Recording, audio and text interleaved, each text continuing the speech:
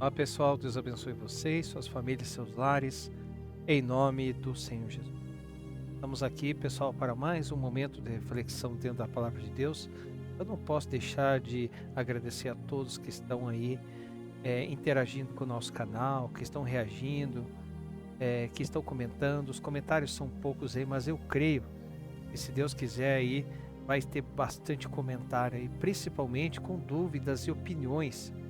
Nós não somos os senhores da verdade, nós estamos aqui para aprender também. Então, se você tiver algo a acrescentar sobre cada tema, coloque nos comentários. Eu, particularmente, quero aprender com você também, porque aqui ninguém é melhor que ninguém. O melhor de todos é só o Deus, é só o Senhor Jesus e o nosso Deus, tá bom? Deus abençoe, se inscreva no canal e não esqueça de compartilhar. Se edificar você, se mexer com você, nos ajude a compartilhar para que outras pessoas venham ser alcançadas também, tá bom? Deus abençoe sua vida, tá? Pessoal, hoje nós vamos refletir sobre o seguinte tema: maldição hereditária, verdade bíblica ou doutrina fora do contexto?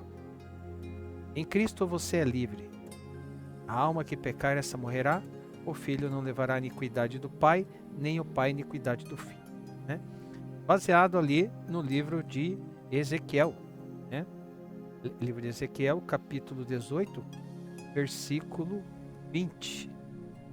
Na realidade está bem explícito o texto, né? Exatamente o que está dizendo, né? A alma que pecar, essa morrerá. O filho não levará a iniquidade do pai, nem o pai levará a iniquidade do filho. A justiça do justo ficará sobre ele, e a impiedade do ímpio cairá sobre ele. Então assim, pessoal, muitas pessoas vivem com medo pensando assim: minha família sempre sofreu com isso, então deve ser maldição hereditária. Por exemplo, o meu avô era alcoólatra, meu pai foi alcoólatra, você é alcoólatra também. Mais ou menos assim, sabe? Seu avô fez um pacto, seu pai sofreu, agora chegou em você, né? Mas a pergunta é: isso é realmente bíblico ou é uma doutrina construída fora do contexto das Escrituras? Hoje vamos abrir a Bíblia e deixar que a palavra responda. E você acompanha conosco aí, tá? Vamos lá. Vamos agora para o livro de Êxodo. Êxodo capítulo 20, versículo 5. Diz assim: não encurvarás a elas, nem as servirás, pois eu, Senhor teu Deus, sou Deus zeloso, que visita a iniquidade dos pais nos filhos, até a terceira e quarta geração daqueles que me odeiam. Esse é o texto que é pego para passar essa visão, essa ótica, né? Muitos pegam apenas essa frase e constroem uma doutrina em cima dela. Mas aí aqui vai o grande erro. Texto sem contexto vira um pretexto.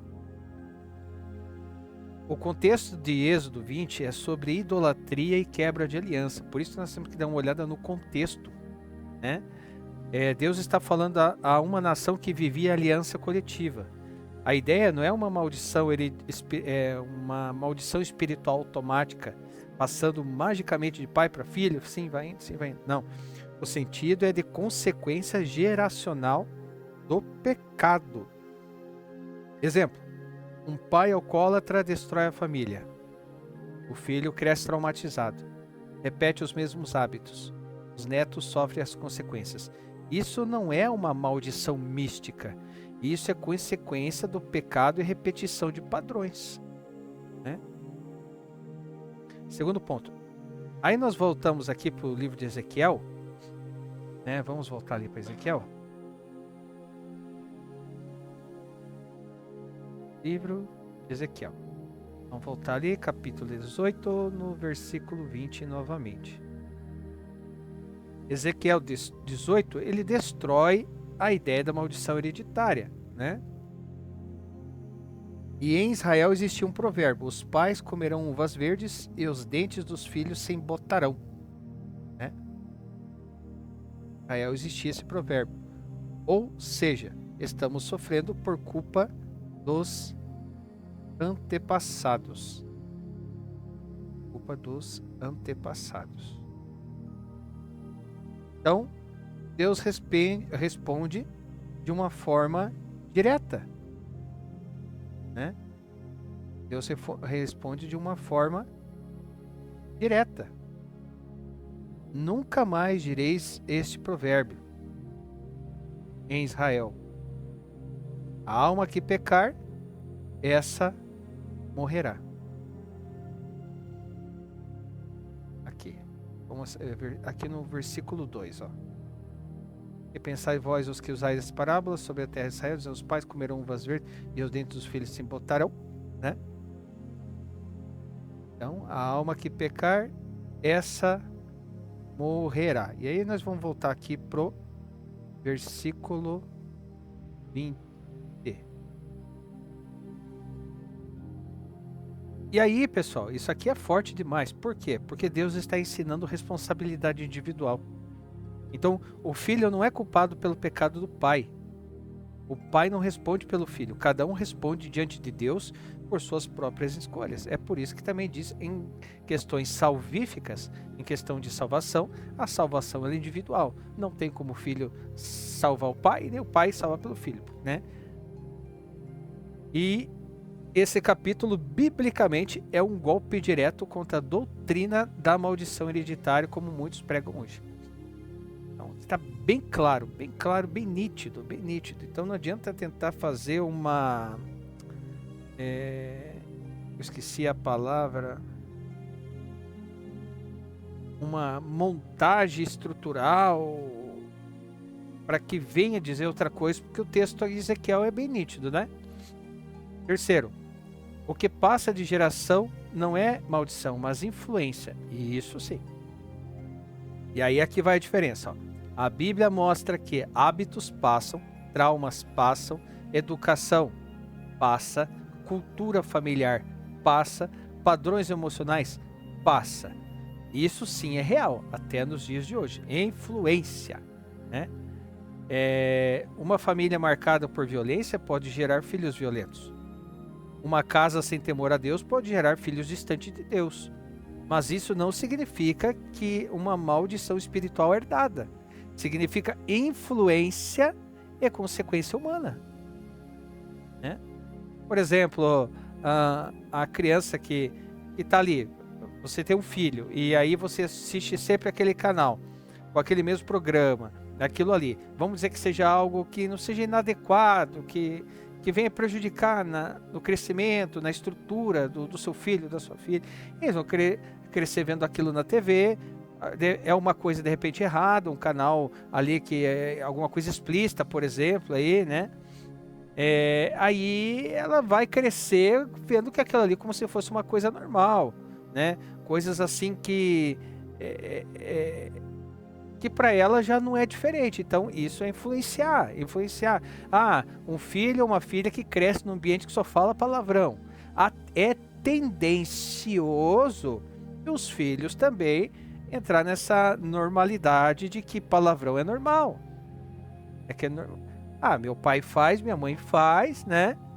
Então é normal, né? Mas é tudo de influência, né? Influência. Então, a palavra não ensina que um cristão precisa fazer quebra de maldição por causa do pecado do bisavô. A palavra de Deus, a Bíblia, não diz isso. Quarto ponto. Em Cristo, toda condenação foi quebrada. E aí nós vamos lá para o livro de Gálatas.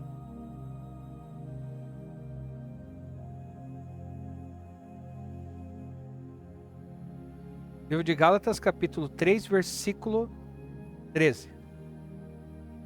Diz assim, ó: Cristo nos resgatou da maldição da lei, fazendo-se maldição por nós. Porque está escrito: maldito todo aquele que for pendurado no madeiro. Então, se alguém está em Cristo, ele não vive debaixo de uma suposta maldição familiar. E aqui, pessoal, entra um detalhe bem interessante, porque assim, aí aqui pode ter uma divergência muito grande. Por quê? O texto diz assim, e a palavra de Deus nos direciona, né? Se alguém está em Cristo, nova criatura é, né? Só que tem diferença em você estar de verdade em Cristo e você achar que está. Assim como tem diferença de você aceitar Jesus e e você entregar o coração a Ele. Então, aí, por exemplo, vem aquela especulação, né? Poxa, mas ela entregou a Jesus e ia acontecer isso aqui. Pois é, mas aí é uma coisa assim que é complexa. Por quê? Até que ponto aquela pessoa se entregou verdadeiramente ao Senhor? Se entregou?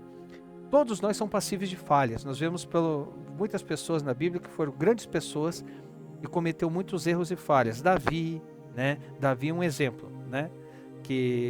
Por que eu estou dizendo Davi? Porque Davi era alguém segundo o coração de Deus, né? Segundo o coração de Deus. O coração de Davi agradava a Deus. Por quê? Porque Davi era alguém que, por mais que ele errava, ele sentia o peso do erro e ele não escondia o erro de Deus. E ele confessava o seu erro e o seu coração arrependido do erro. Então, não tem errar. Todos estão passíveis de erros, mas o resultado do erro tem que ser um verdadeiro arrependimento. Então é a mesma coisa daquele que está em Cristo, tem que estar verdadeiramente em Cristo, né?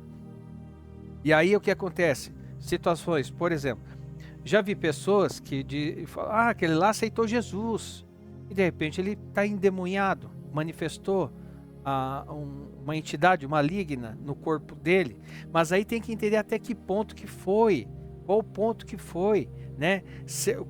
Qual foi o ponto de entrega? É claro que o inimigo luta até o último instante pelaquela vida ali e tal, mas é uma coisa que nós podemos supor, mas quem realmente vê e sabe do coração é Deus, né? Então, se alguém está em Cristo, ele não vive debaixo de uma suposta maldição familiar. O sangue de Jesus é suficiente. A obra salvífica, a obra de Cristo na cruz é suficiente. A obra de Cristo não precisa de complemento humano.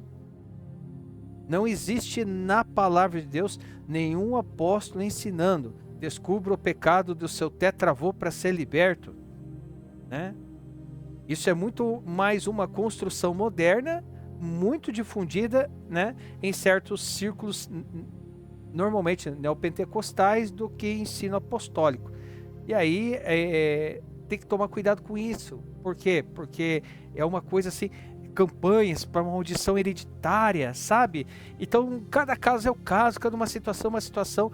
E às vezes a coisa é por influência, a pessoa acha que tem uma maldição hereditária, daí começa aquela coisa, puxa, mas eu entreguei minha vida para Jesus e tal, aí pode vir aquele questionamento, poxa, mas até que ponto tua fé começa a colocar um ponto negativo na fé da pessoa, que ela não tem fé, por isso que ela não tem fé suficiente, por isso que aquilo que aconteceu. Gente, é uma coisa muito séria, tem que tomar cuidado com isso, tem que tomar muito cuidado com isso. Às vezes é apenas uma influência, né? Tomar muito cuidado com isso. E tem que estar dentro da palavra, né? É como eu digo, a experiência não gera uma doutrina. Experiência não gera doutrina.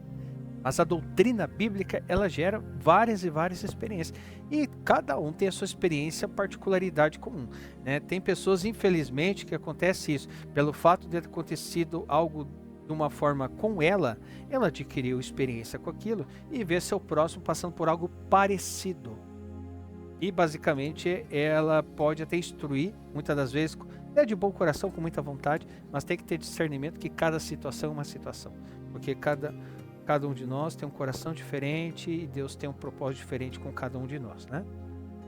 Quinto ponto. A verdadeira maldição é o pecado presente. O problema não é o que o seu avô fez. O problema é o que você faz hoje. Então, o pecado que eu cometo hoje, o erro que eu cometo hoje, né, é esse que é o problema, né? Porque toda ação tem uma reação.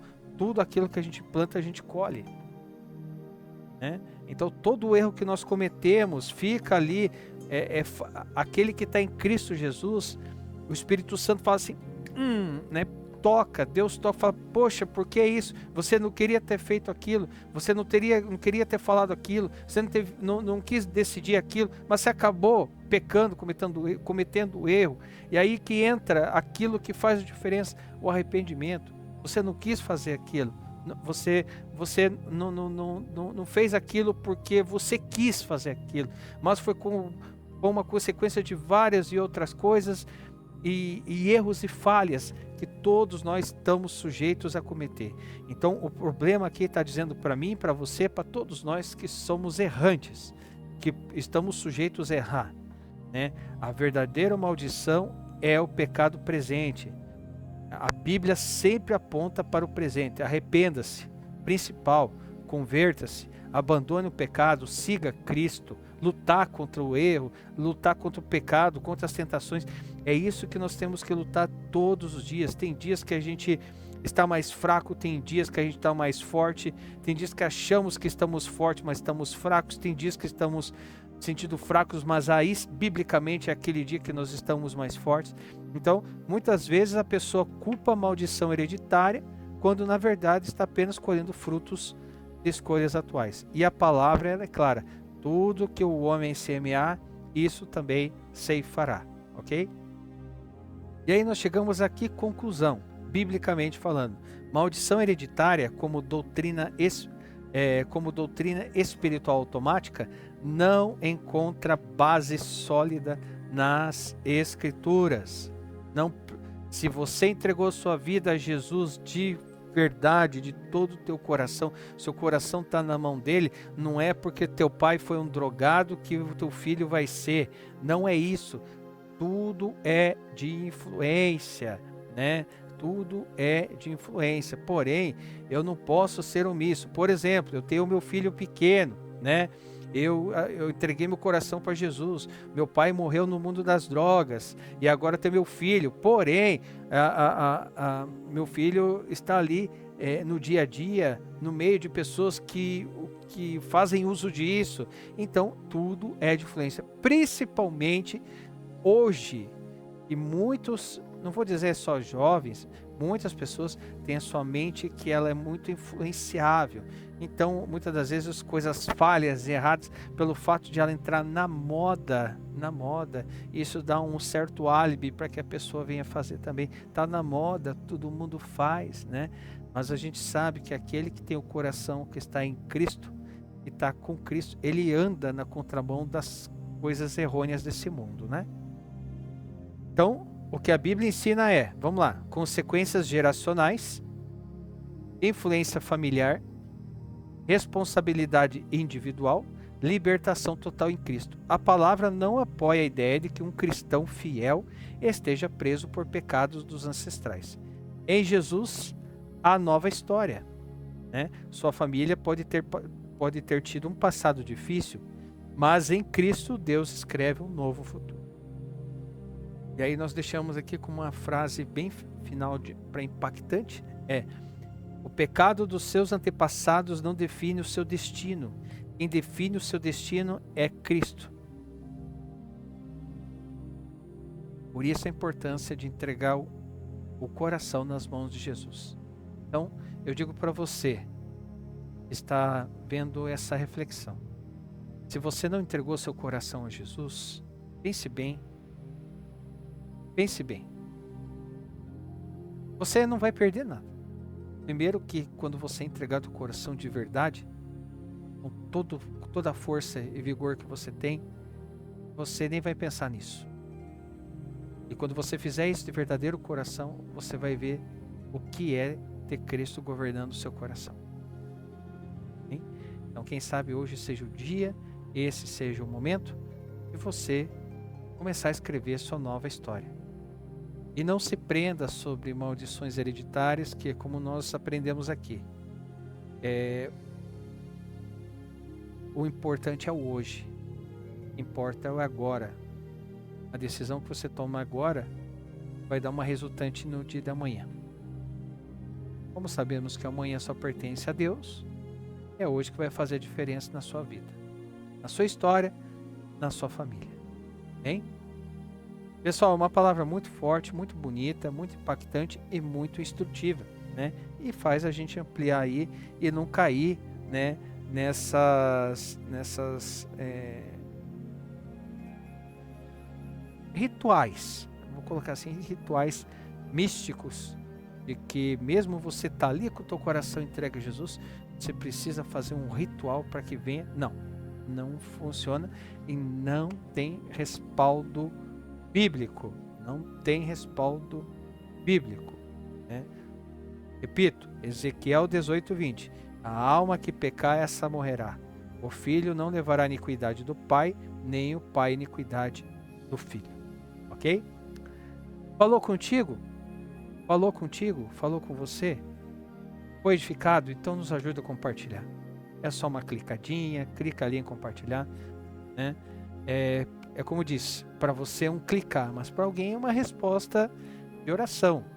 E se esse conteúdo, tem sido bênção para você, nos ajude a alcançar mais vidas. Amém? Eu conto muito com o seu apoio. Comentários estão totalmente liberados aí para você expor a sua opinião. O que você acha? O que você concorda ou não concorda? Quer colocar uma situação? Coloque aí uma situação que aconteceu com você, né? Quer contar um testemunho? Coloque aí também. Eu tenho certeza que outras pessoas vão ver, né? Seja um canal de bênção na vida de muitas pessoas, que eu tenho certeza que tem pessoas esperando aí até mesmo para ouvir o seu testemunho, tá? Pessoal, então é isso. Por hoje é só. Vamos pedir ao nosso grande Pai muita sabedoria, entendimento e discernimento. E vamos para a Bíblia. Vamos para a Bíblia. É como eu disse, repito, experiência não gera doutrina. Então, não é porque aconteceu com fulano que vai acontecer com você. O contexto é diferente de cada história, né? Tanto que o contexto também, o contexto que faz a diferença. Então, vamos pedir muita sabedoria e entendimento para Deus, para que Ele venha nos orientar e nos direcionar naquilo que só Ele pode fazer. Mas não esqueça, o ponto e o pontapé inicial, o primeiro passo é entregar sua vida a Jesus. Eu não falo, eu tento tirar isso, que acostuma demais, aceitar Jesus. Não é aceitar Jesus, é entregar o coração a Ele, nas mãos dele. Fale, ó Senhor Jesus, é seu, é seu. Aí você vai ver a diferença, tá bom? Pessoal, então é isso. Por hoje é só. Deus abençoe e fique com Deus. E aguardo vocês no nosso próximo momento de reflexão.